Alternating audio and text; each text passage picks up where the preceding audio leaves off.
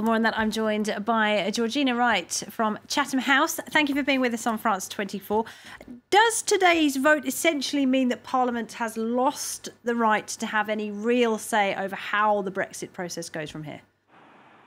Well, I think it's really important to remember what this vote was about. So, as we know, UK and EU negotiators are currently ironing out the terms of the UK's withdrawal from the European Union, which will take place on the 29th of March 2019. And as we also know, the UK Parliament will have to vote on that agreement.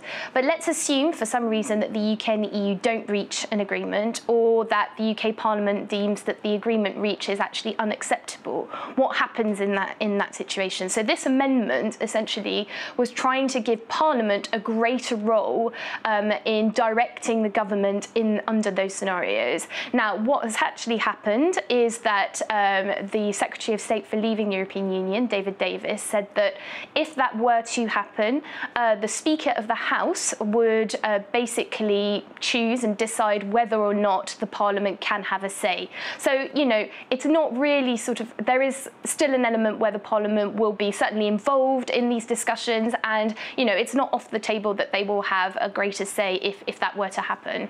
And all of this, of course, is just a few months away now, yet the UK and the EU still seem very far from reaching an agreement. What are the main stumbling blocks at this stage?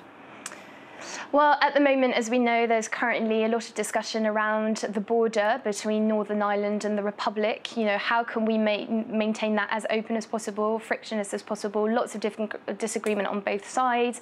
You know, there was a political declaration or a political agreement that was reached in December that would say that in the absence of a solution, Northern Ireland would effectively remain part of the single market and the customs union. But obviously, domestically in the UK, that's very problematic because you'd create a border between Ireland, so the whole of Ireland and the UK. So lots of issues around that, and then other issues about sort of the future agreement as well. Georgina Wright, thank you very much.